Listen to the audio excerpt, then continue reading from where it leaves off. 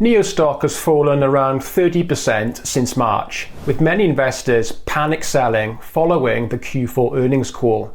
Some investors have sold out because they think NIO is broken based on the poor financial performance. Right now, NIO is at a major crossroads, with 2025 being a critical year for the EV maker. In this video, I'll cover why NIO has been struggling so badly, break down the numbers, and share one key issue NIO needs to fix to turn things around in 2025. Founded in 2014, NIO is an up-and-coming player in the EV market in China. With just 160,000 sales in 2023, NIO is now China's fifth largest pure EV brand, with a 3% market share. For comparison, BYD company made 1.3 million sales in that time, giving it a 25% share, whilst Tesla sold over 600,000 vehicles for 11.7% market share. Now, one of NIO's company's more unique features is its battery swap business. This is part of NIO's broader battery as a service offering, where customers can buy the car without a battery and then pay a subscription fee for battery access, which includes battery swaps. And this sets it apart from many of its competitors and addresses one of many ongoing issues that face an EV owner on a daily basis, which is recharging times. And NIO has a wide network of battery swap stations where drivers can quickly exchange their depleted batteries for fully recharged ones. With this battery swap technologies, cars pull in and a robotic system swaps the battery whilst the driver sits in the vehicle. And this battery swap service has some great benefits. Firstly, swapping out the battery takes about 5 minutes, which is significantly faster than charging, which can take anywhere between 20 to 60 minutes. Secondly, users could upgrade their batteries as NIO develops them. The subscription service is for a 75 kilowatt hour or a 100 kilowatt hour battery. In the last 12 months, NIO has made available a new 150 kilowatt battery. Now, one downside to the battery subscription model is that it has required NIO to invest massive amounts of capital upfront to build the battery inventory, swap stations, and ongoing maintenance. However, as NIO sells more vehicles, it does hope that the utilization of these swap stations will increase, making the whole system more cost-effective. Last year was a record for NIO, as the company delivered over 220,000 vehicles. The company held a strong position in the pure EV market, with a 40% market share for the luxury EV segment, priced over 300,000 yuan. Its revenue was 9.1 billion, which was up 16% year over year. Its gross margin also improved from 5.5% to 9.9%, but remains below where it was just a few years ago, due to the pricing wars among the Chinese EV makers. And the company continues to lose money and posted negative earnings per share of $1.53 recently. So why has NIO stock been struggling so much? Over the past year, NIO has faced a mix of macroeconomic headwinds and industry-specific challenges that has weakened investor sentiment. The most significant factor is the ongoing ruthless price war in China's market, led by Tesla and BYD, which has compelled car makers to cut prices. As a premium brand, NIO's margins have been hit hard.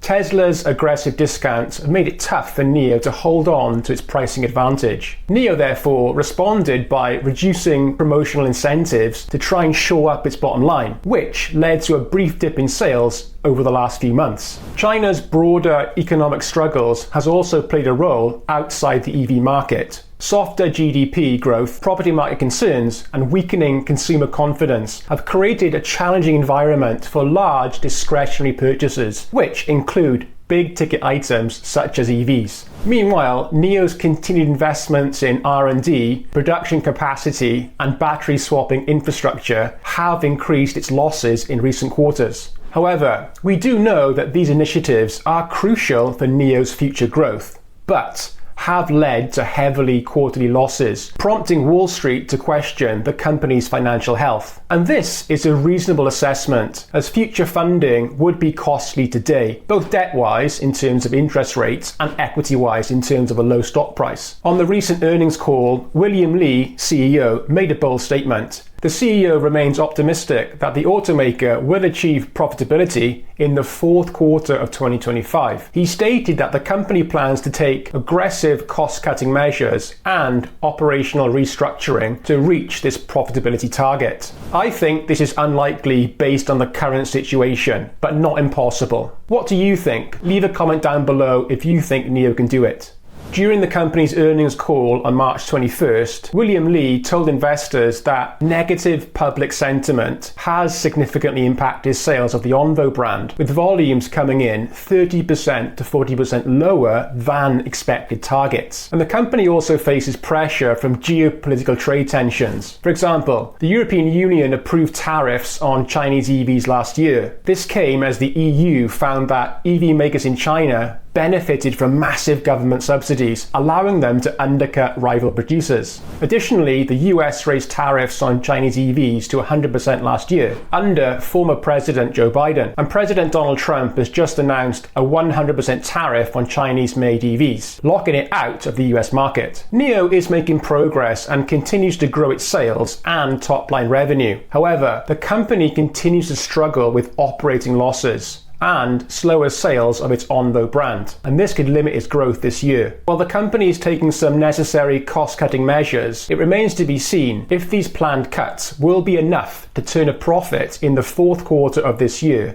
as the CEO expects. That said, the stock right now is relatively cheap compared to the sales volume, and more aggressive investors interested in building up a position in NIO could build up a large position here. But it's important to understand that an investment in a stock like NIO is far from a sure thing, so beware of the risk and reduce your position size accordingly. So, talking about the stock price, is it cheap now and should you buy more? In the last 4 weeks, NIO share price has fallen heavily, and it's now down 45% since the peak of $5.49 in March. Now, last week shows price trying to find support at the $3 level with a clear reversal bar, suggesting the selling is slowing down and some buyers may be coming back in. The upside potential for NIO is high, but to confirm NIO is making a sustainable move, we need to see price first take out the $6 level, and then the recent peak of $7.71. If the Q1 earnings are positive, this may be the catalyst to start this move to the upside.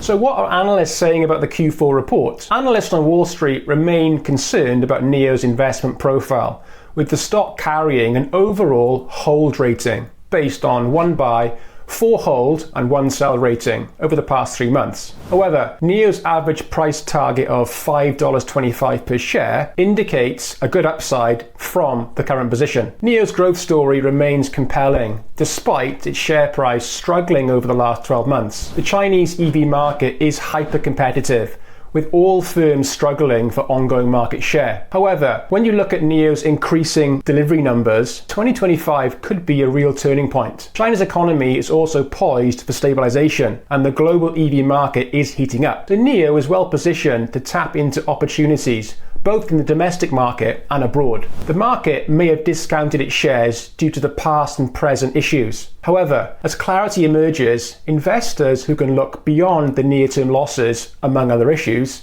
may find themselves well rewarded. So how will NIO move towards profitability in 2025? This year, NIO will add 2 new models to their EV lineup, the ET9 and Firefly, launching during March and April respectively. And these 2 new models could further boost sales revenue over the next quarter. The NIO ET9 is a battery-powered full-size sedan, and it's the first NIO vehicle to use the new Shenji autonomous driving chip, making it NIO's flagship vehicle. Deutsche Bank analysts expect monthly sales of the NIO ET9 to be 1,500 units, with CEO William Li saying, "The ET9 won't be a strong performer in terms of sales numbers, but if it sells 1,000 units a month, we'll be quite happy." Along with the ET9, NIO also launched the Firefly brand during NIO Day 2024, back in December. This is designed to challenge the BMW Mini and Mercedes-Benz Smart One, with an eye on the global market. In December 2024, pre-sales for Firefly began in China,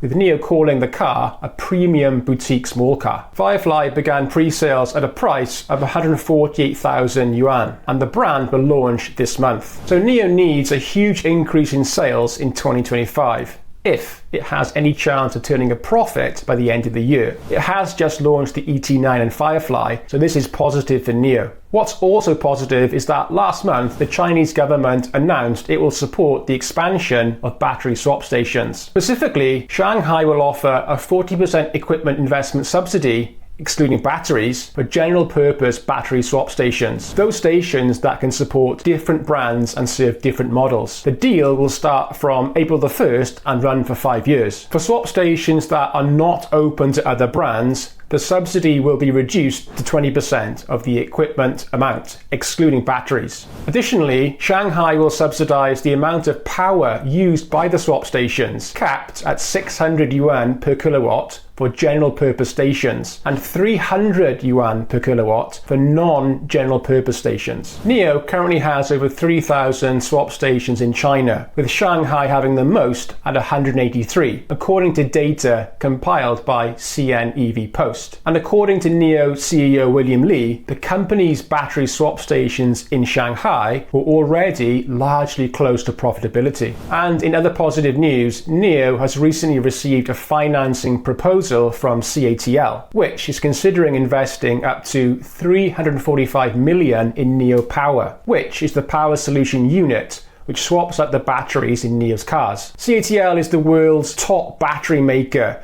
and will partner up with NIO with the aim of building the largest and most advanced battery swapping network for passenger vehicles globally. The company's announced recently that the future models of Firefly will be compatible with the Choco Swap, CATL's own battery swapping ecosystem. So the government subsidy and the new CATL partnership are two things that NIO investors can be positive about. However, realistically, NIO needs to do a lot more to attract new investors back into the mix. Sales need a huge boost, and most importantly, the earnings reports over 2025 need to show investors that management is reducing losses that have ballooned over recent quarters. I believe that one key issue NIO needs to do in 2025 to boost investor confidence is to reduce losses. Management needs to balance the books and show the path to profitability will arrive in months rather than years. Yes, we know NIO is investing capital in future projects,